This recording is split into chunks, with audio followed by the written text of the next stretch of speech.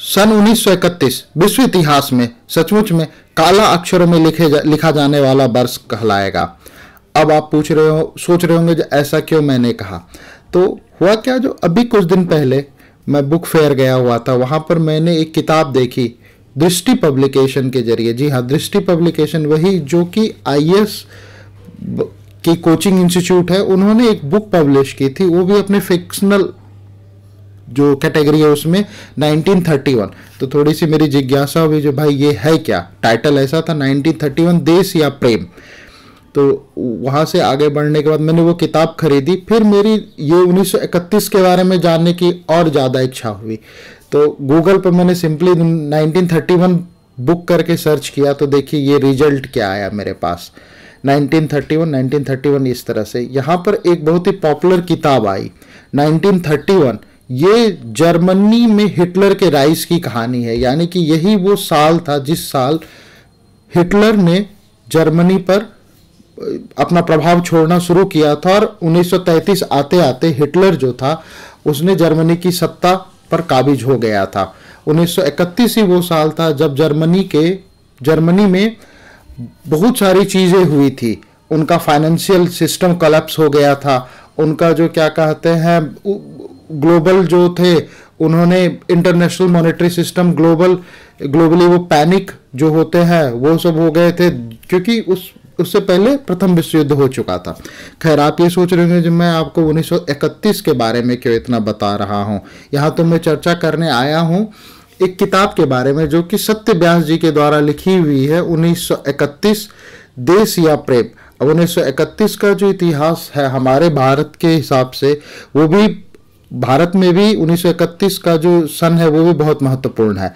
उसी को ध्यान में रखते हुए दृष्टि पब्लिकेशन के द्वारा ये किताब प्रकाशित हुई है, सत्य व्यास जी की 1931 की दौर की इंकलाबी पृष्ठभूमि पर आधारित ये उपन्यास है। इसकी कीमत 118 रुपये है, अमेजॉन पर ये मिल रहा है, आप देख रहे होंगे। और 200 रुपये की ये किताब है। ये किताब दृष्टि पब्लिकेशन के सारे बुक सेलर जो रहते हैं आपके इलाके में होंगे, उनके पास ये किताब है। थोड़ा सा हम यहाँ पर जान ले हैं सत्य व्यास जी के बारे में। सत्य व्यास जो है वो वर्तमान पीढ़ी के प्रतिनिधि लेखक हैं, यानी कि कह सकते हैं जो नई वाली हिंदी जो हो रही है, नई वाली हिंदी एक हिंदी थी, हिंदी मतलब नई वाली हिंदी एक हिंद यूथ पब्लिकेशन द्वारा एक प्रचलित उन्होंने एक वर्ड इजाद किया है, नई वाली हिंदी, जो कि आम जनमानस को बहुत ज़्यादा कनेक्ट कर रही है।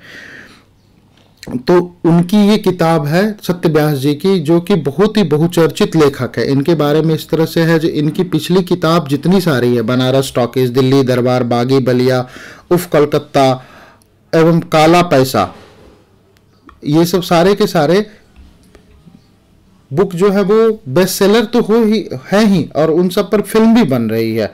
यानी कि सत्य व्यास जी ने नब्ज अच्छे से पकड़ा है भारतीय सिनेमा की या भारतीय दर्शकों का, ये तो नहीं पता, लेकिन इनकी जो ये किताब है मैंने पढ़ी, सत्य व्यास जी की ये किताब 1931 के इतिहास का इन्होंने बहुत ही अच्छा इस्तेमाल किया है। सारे के सारे फिक्शनल हैं, तो आप इसको कोऑर्डिनेट नहीं कर सकते जी इतिहास से संबंधित कुछ जानकारी या कुछ ऐसी चीज़ें मिलेगी, ऐसा कुछ भी नहीं है। थोड़ी बहुत तो समानता आप कहीं से इन्होंने लिया ही है। तो अब मैं वो इस चीज़ को आपके सामने में डिस्क्लोज यहाँ पर मतलब नहीं बता पाऊंगा, क्योंकि आप किताब पढ़ेंगे तो आपको पता चलेगा। हाँ, लेकिन कहानी बहुत ही कसी हुई है, और कहानी इस तरह से है जिस पर फिल्म बनेगी या वेब सीरीज़ बनेंगे तो वो हिट होगी, उसमें कोई दो राय नहीं है। क्योंकि जो एक अमूमन जो कहानी में होनी चाहिए वो सारी चीज़ें हैं। हाँ, एक्शन, ड्रामा, रोमांस, तो ये सारी चीज़ें हैं, सस्पेंस, बहुत सारी चीज़ें हैं। तो सत्य व्यास जी की जो ये किताब है एक सम्मिलित प्रयास, मतलब वो 1931 के पृष्ठभूमि पर रख के वो जो नॉवेल लिख रहे हैं उसमें वो क्या कह सकते हैं हम लोग, जो वो बहुत ही खरे उतरे हुए हैं।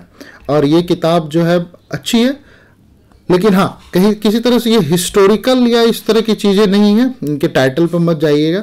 212 पेज की ये किताब है, आप एक दो सिटिंग में इसे पढ़ सकते हैं। बुक अच्छी है। मेरे इस बुक के बारे में यही है, जो ये किताब यदि आप पूछेंगे जी ये किताब क्यों पढ़ें, तो यदि आप अच्छी बुक पढ़ने के शौकीन हैं, अच्छी कहानियाँ, तो ये बुक आप पढ़ सकते हैं। अब क्यों ना पढ़ें, यदि आप ये पूछेंगे हम क्यों पढ़ें इस किताब को, क्यों ना पढ़ें?